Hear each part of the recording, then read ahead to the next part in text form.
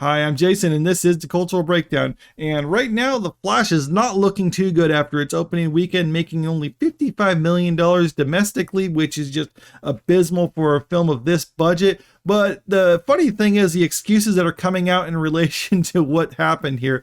There's a lot of lessons to be learned this weekend, but chief among them is what it's like for a major motion picture studio to open a movie with largely a number of its cast, primarily its main star, not available to do press. Yeah, because when I go to see a movie, I'm always concerned about what's the press saying about it. I mean, do people even care about that? I mean, I guess if you count movie reviews as part of the press, but I mean, even then, critic scores are largely ignored. I mean, people kind of look at them, but for the most part, people care about audience scores and word of mouth, but they don't actually care about the press tour. But let's continue. That was the big looming question, which was on everyone's mind in the wake of Ezra Miller's tabloid-laden 2020 to 2022 in regards to Warner Brothers.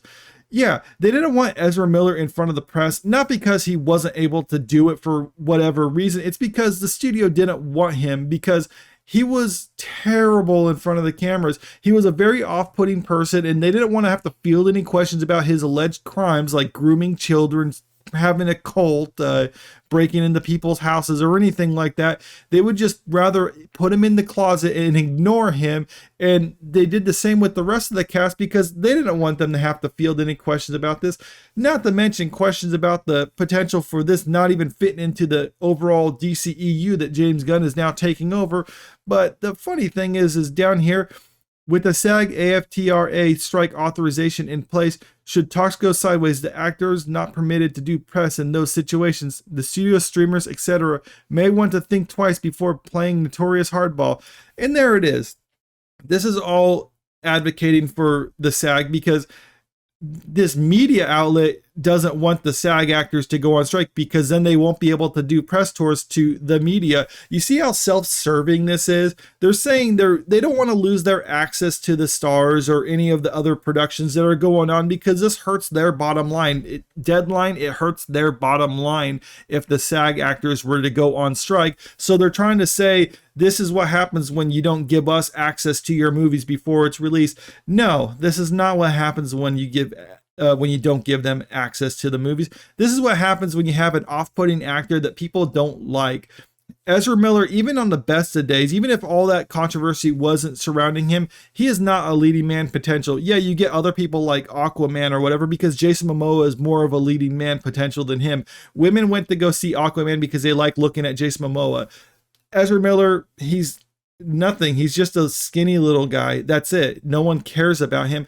But even then, I think another thing about this movie is it's almost a conglomeration of problems. You got the Ezra Miller controversy, and then you got the fact that people aren't even sure about its future in the DCEU.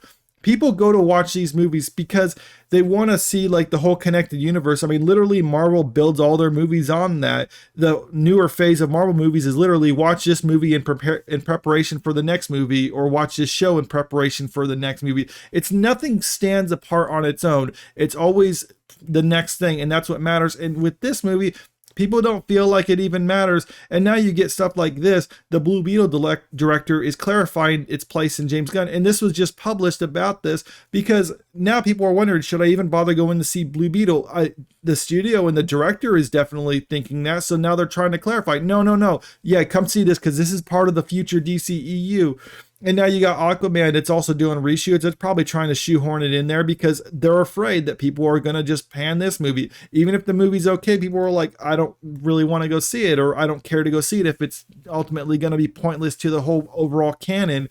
So that's the main goal. So when you get media outlets like this saying like, you need to push our agenda in order to actually succeed in Hollywood, that's hogwash. That's not the case at all. They're just trying to make excuses for this because this movie failed. There was a lot of reasons, and ultimately I think it comes down to having a bad actor for the lead role and then having an unclear vision of the future of the movie. But let me know what you think in the comments. Make sure to like and share the video and to subscribe to the channel if you want to stay up to date with the latest news. Thank you.